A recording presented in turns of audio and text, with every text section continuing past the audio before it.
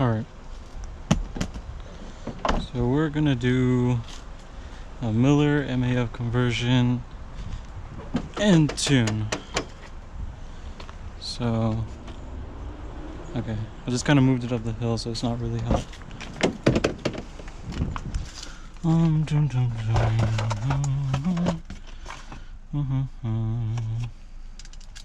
Alright, so first, unplug the battery.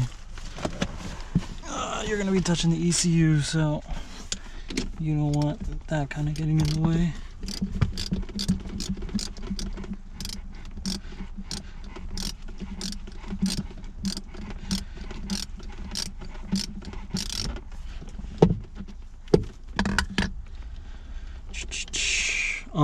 So there's a bunch of different numbers on this. This is probably my third time converting it. It definitely gives what they say a better throttle response. But what I would say it's probably the power curve. It's a lot smoother going from one end to the other, and that's you know, if you drive these cars, you'll notice that below 2 RPMs is really kind of lagging.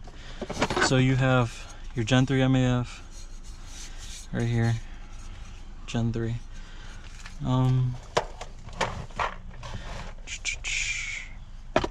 We have our 179 DME. It already has the chip inside it. This is kind of all. You can leave this in there. And if I remember correctly, tune 2 is the one I need. So all the way to the left and then second, so tune 2. So let me set this down right here. So we're gonna need to take off these 4 bolts to get to the DME. It's gonna be your fattest one. Remember that, because I made that mistake the first time using the thick one. I mean the thinner one. And I kind of stripped one just to slide them out. So there's one.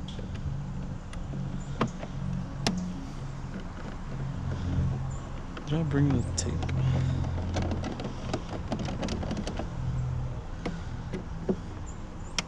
Two. 3 and 4.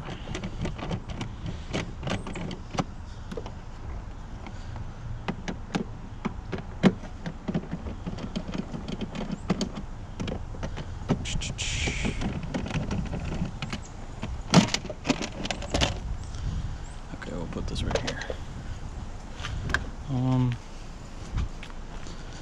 This is my wonderful tray of bolts that I got from working on the car. So we'll put that right there. I did bring the tape. Alright, perfect. It's the middle of December and it's 70 degrees out, so I'm in a tank top. That's pretty cool. I'm gonna take this out. There's a bolt right here. You want to take that out, or else this will happen. So now this is going to be kind of an issue, but that's fine. I took the bolt out and then I left it out because it stripped just a little bit.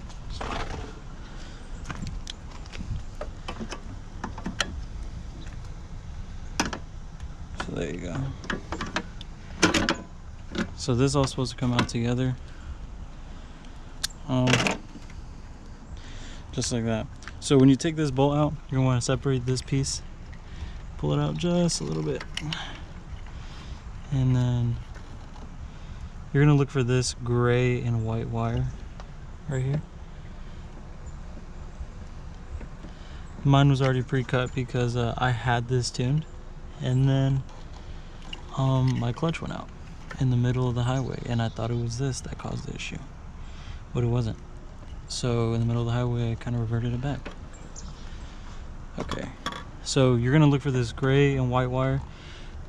The manual book says to do it as close as you can to the thing for reasons like what I just said. I didn't want to.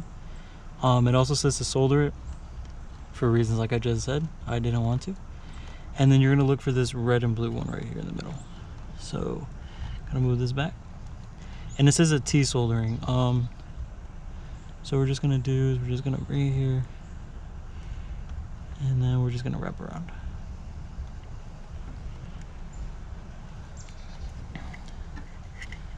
Once you wrap around just like that, you're gonna have it like that. Make sure to put some tape on it.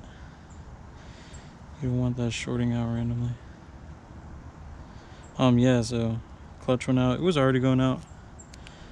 It was already slipping in 4th gear. So it was only a matter of time, and it just so happened to happen in the middle of the cold season during Thanksgiving and right before finals. So that was a lot of fun. All right, and I think it's just because this is supposed to give it more torque, and I can see that it does feel a little more torquey, especially to my passengers, because you know you're letting a lot more air in. So once you have it like that, kind of tuck this away down here, push it over there, line this up, and put it all back in there. Putting it back in here is a little bit more of a struggle because you can cause this to happen. So what you want to do, you want to pull this back out. Make sure your wires are all set up correctly. And then, there you go, you want to fly it like that.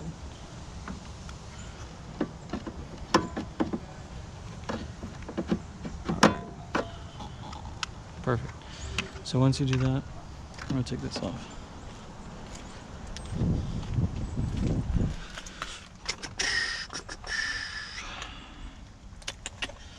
I think it was 6 last time.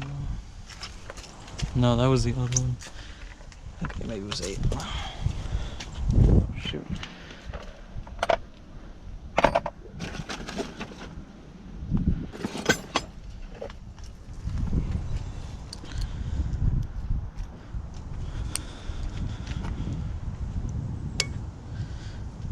Is it 8?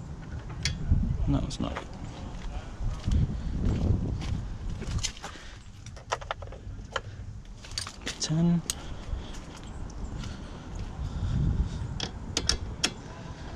There you go, perfect fit.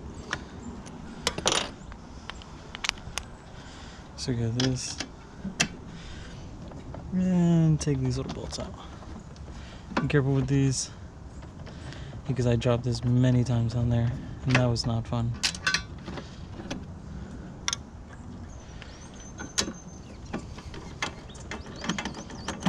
The key to this is that you need to make sure that this container stays watertight. So here's the stock one. As you can see, this one's barely been touched, but except for the first 4 times I did this. And here's the tuned one. So you can take this casing off, but gotta take that off. Or you can leave it on.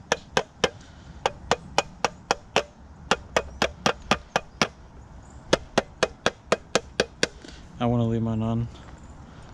I don't want to take that off because there's no point. So there you go, I put that in the wrong way. So you just kind of want to slide it in. Make sure these wires don't get caught. You don't want to yank them out.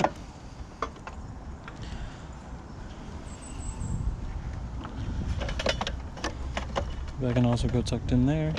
And there's an opportunity for you to take this little TPS switch and move it in there. That's a TCM switch, that's what it is. Yeah, so you can move it up in there. So yeah, that's gonna go like that. This is gonna go like this.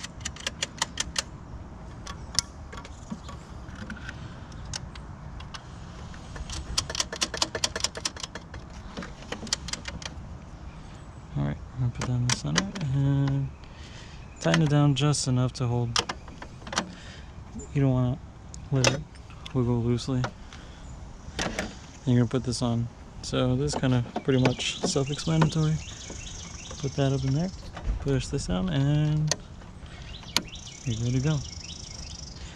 So your ECU is changed. You're done there. Next is this bad boy. So taking it off, you just press a little lever and it just pulls right off. So you just press and it pulls right off.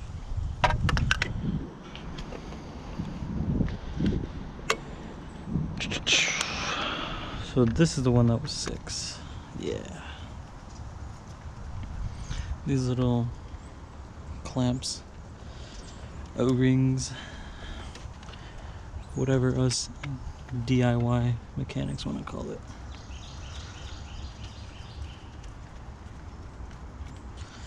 Alright, so once you get that,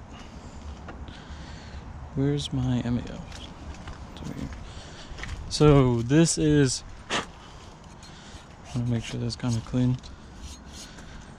This is your airflow meter, and this is your mass airflow unit. So this opens when it needs air. This is always letting air in. Yeah.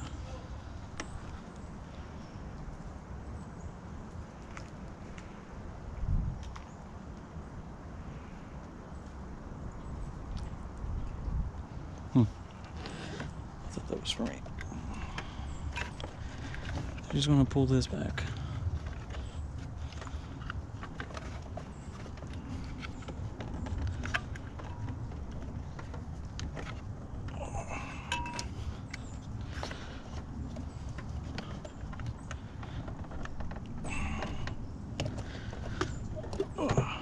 And there you go. Look how dirty that is.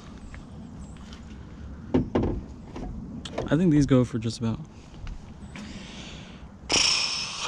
60 bucks, 60 bucks, something like that. And you get this. Now, I made this mistake in the beginning. You don't want to make it yourself. You have a hole right here, and you have a hole right here. So this is going to go like this. And then it's good. So just don't make that mistake, because then when you press the gas, it just turns right off. And then that's a different story.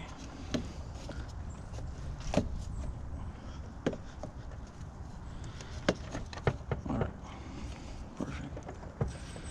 Another thing is airflow this way. So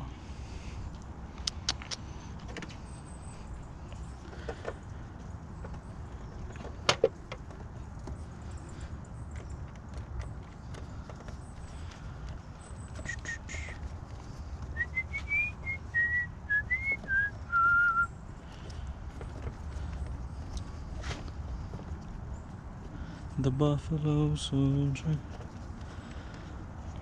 Yeah. I mean, to your passengers, it'll definitely feel good. To you, it could feel good, couldn't feel good. You never know. I think it guarantees 25 with the chip, and then another 20 with the this. And then once you tune it, I think it's around high 30s for horsepower and then 40s in torque. So that's one thing, I guess. I got this from a friend, Sebastian Ogle. I think if anybody in the group sees this, if he ever offers to sell you something or you want to buy something, trust that guy. He's a good guy, means well.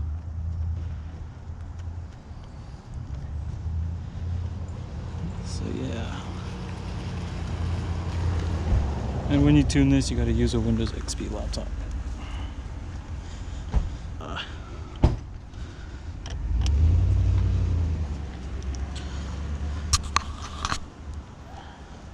Alright.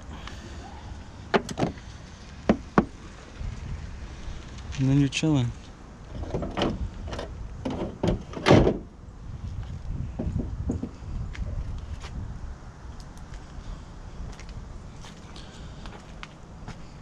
think that's everything.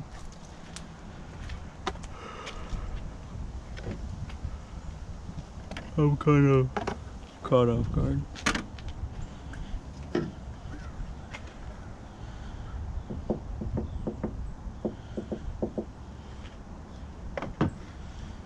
Okay. Tuning setup in here. Mass airflow meter, airflow meter, and I think that's it.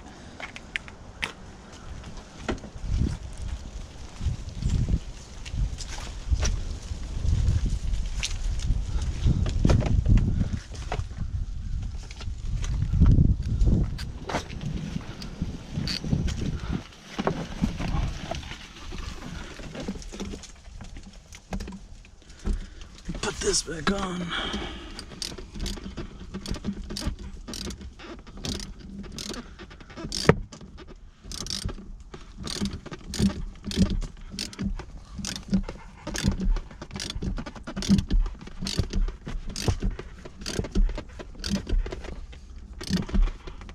Alright, that should be okay.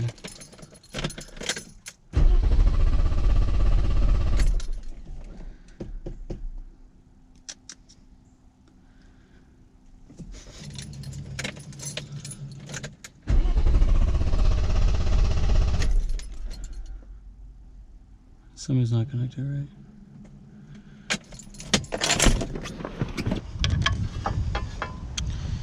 You don't want to tug on it because then it becomes a problem. So it definitely goes like that. If it comes out, press firmly. You just kind of want to get it all up in there. Just like that.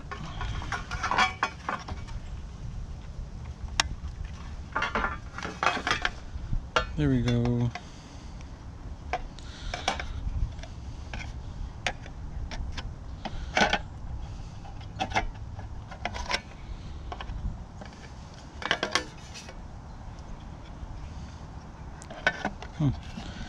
I guess I twisted the cables a bit.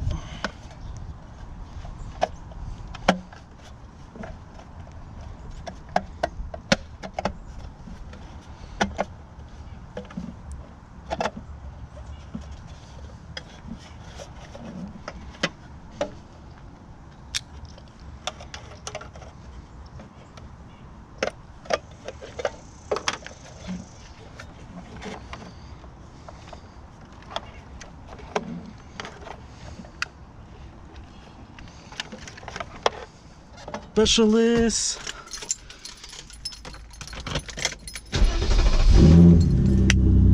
And now we're in. Okay. So SRS light was already on. All those codes were already on for me.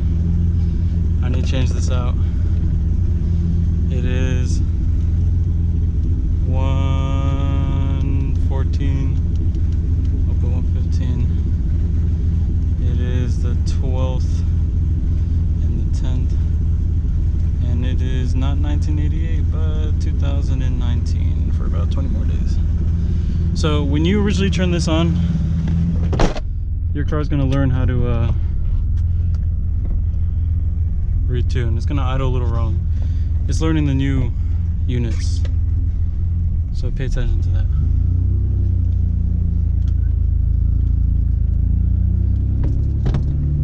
Oh shit.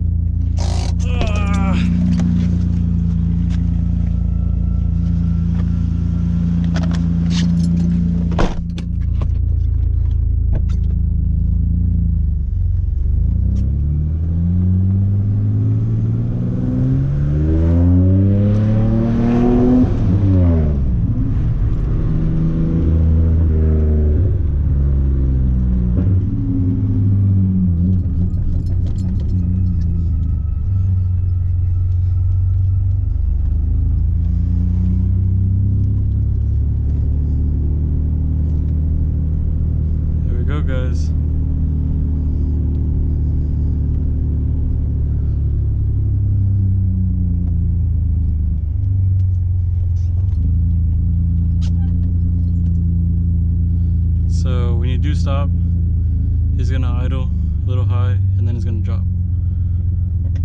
That's just kind of what I learned and read. A lot of people are getting similar stuff, higher idle. And if you read the map, it's gonna say that it has a pretty high idle.